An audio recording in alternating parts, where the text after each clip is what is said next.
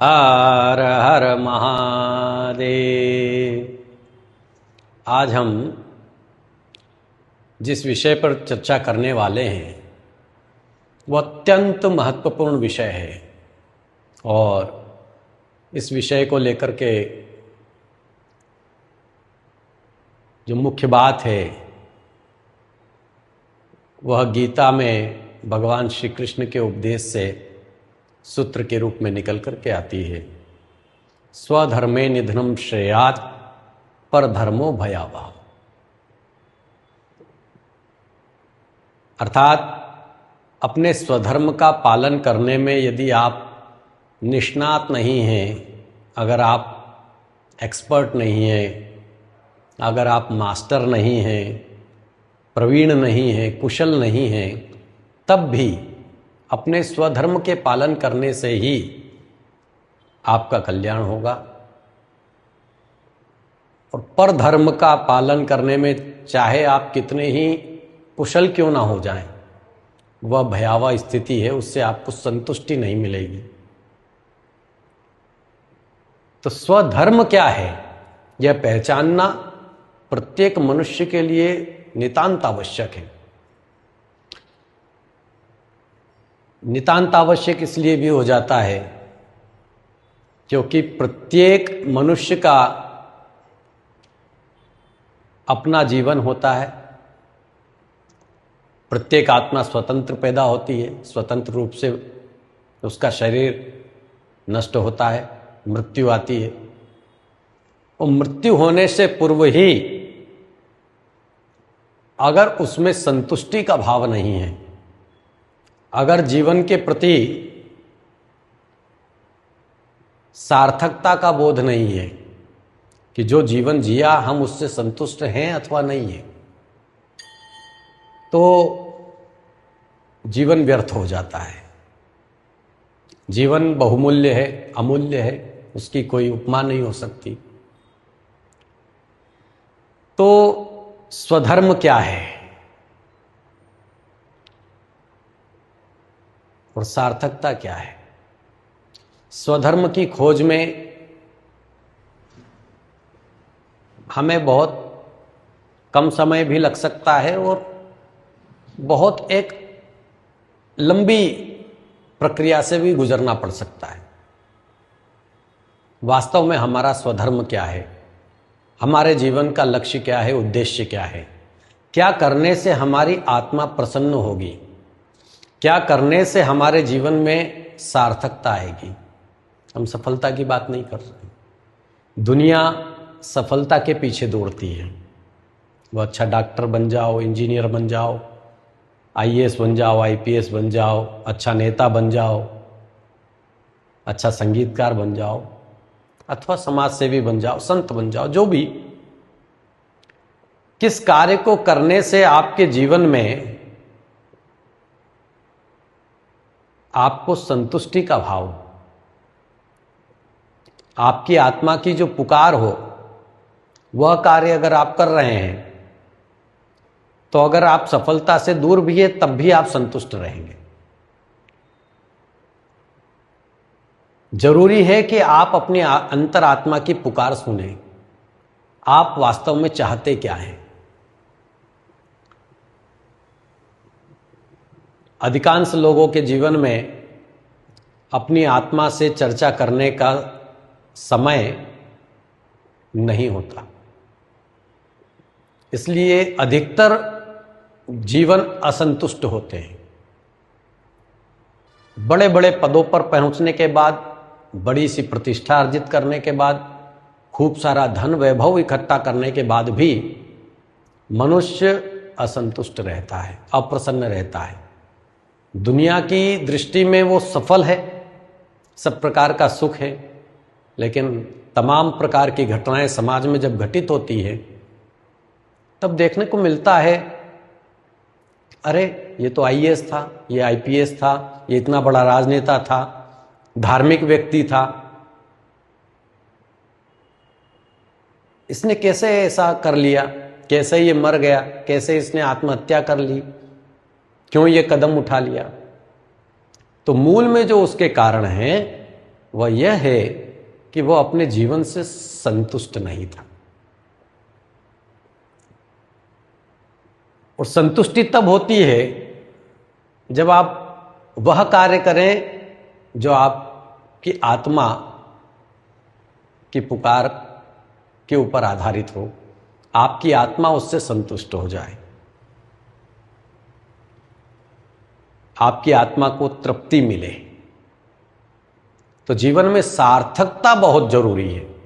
आपका जीवन सार्थक हुआ अथवा नहीं, यह महत्वपूर्ण है। आपका जीवन सफल हुआ, यह उस सार्थकता पर ही निर्भर करता है। सफलता और असफलता दोनों द्वंद्वों के परे है सार्थकता।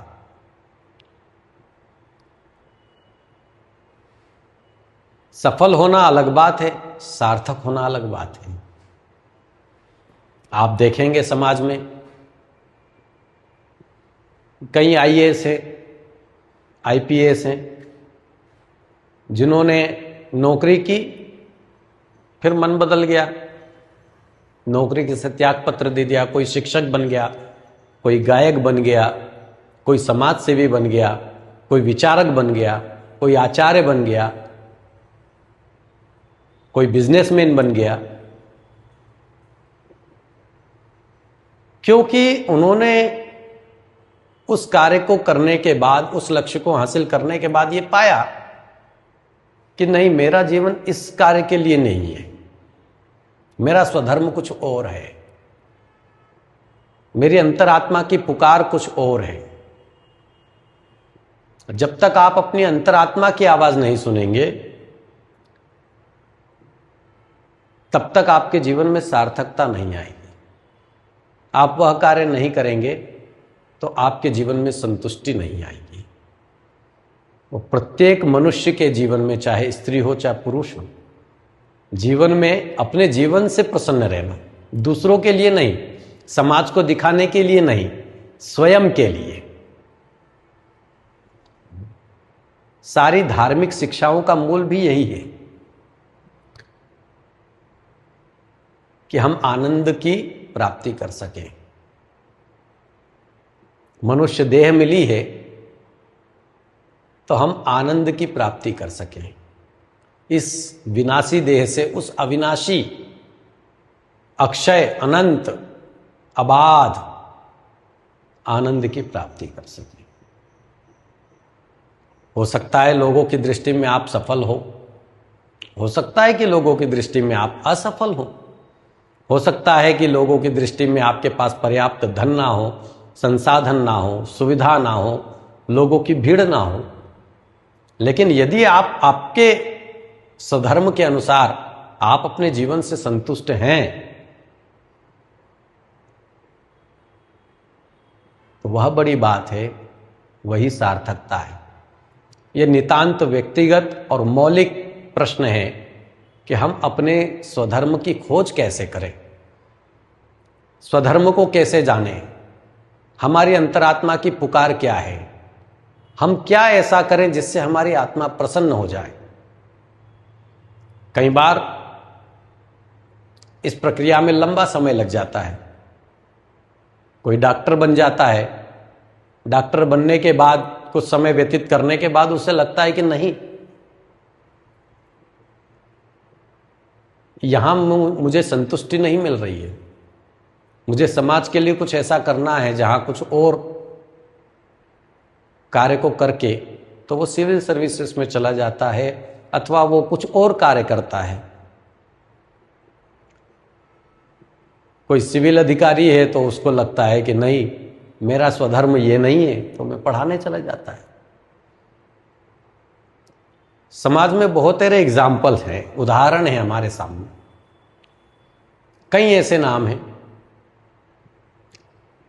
जो लोगों की, दुनिया की दृष्टि में बड़े सफल हैं। लोगों को लगता है इन्होंने ऐसा क्यों कर लिया, क्या जरूरत थी।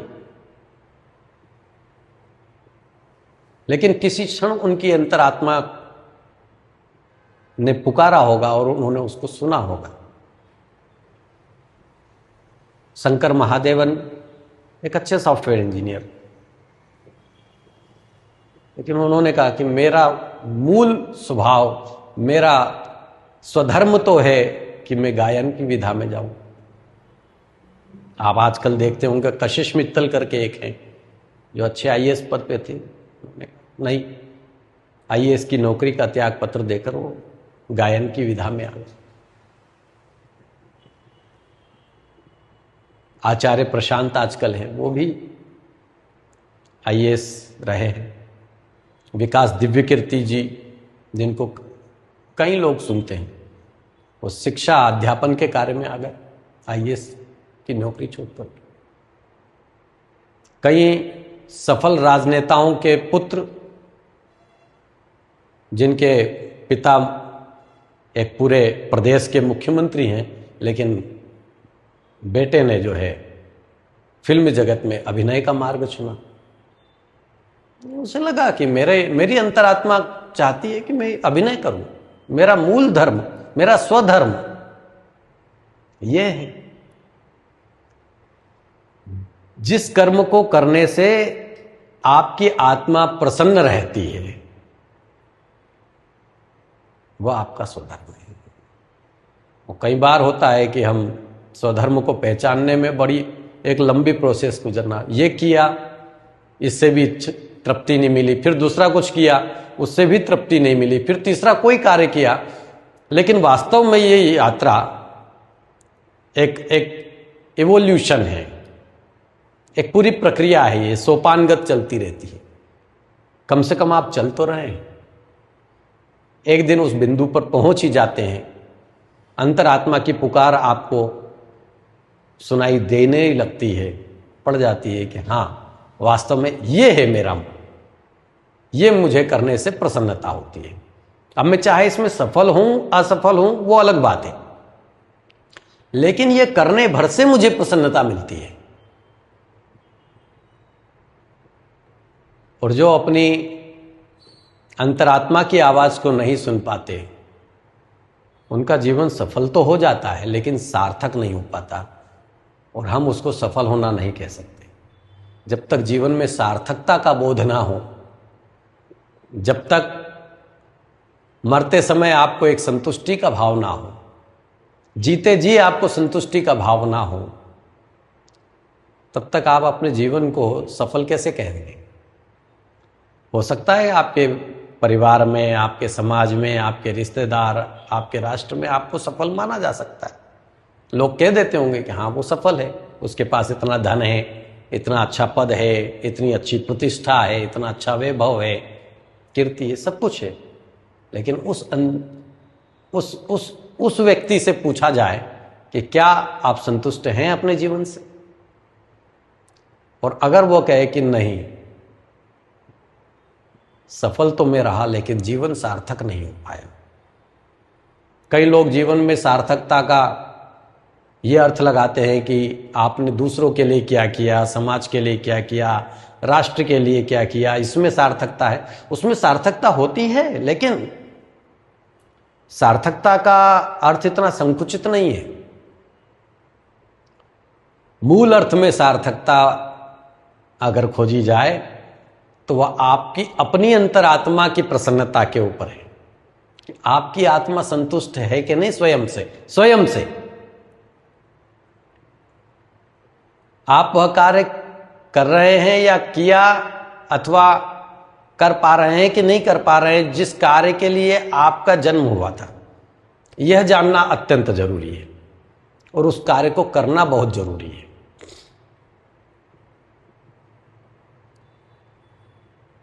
बड़ी प्रसिद्ध कथा आती है कि सिकंदर विश्व विजेता हुआ और एक बार एक फकीर डायोजनीस के पास गया। सिकंदर सफल है,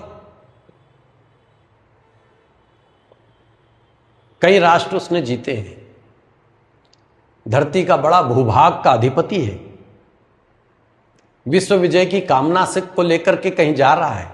मार्ग में सुना कि डायोजनीस है तो मिलने चलता है।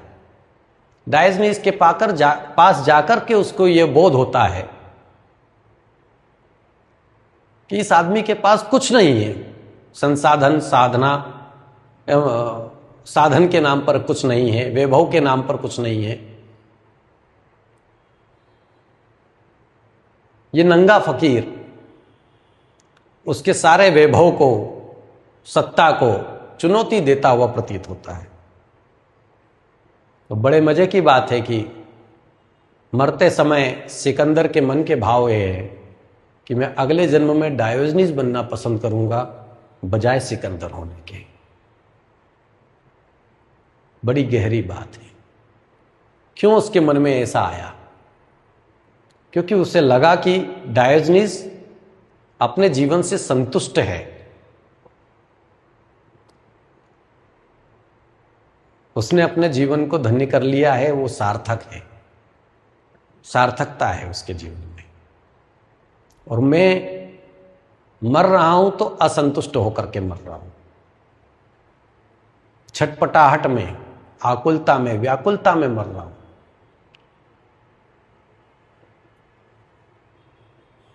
तो जरूरी नहीं कि कबीर के पास में अकबर के समान विशाल भवन हो, सेना हो, संपत्ति हो, सत्ता हो, लेकिन कबीर संतुष्ट है। इसलिए कबीर आज भी प्रासंगिक है। कौन पूछता है अकबर को? वो इतिहास की किताबों में पढ़ाए जाते हैं बस।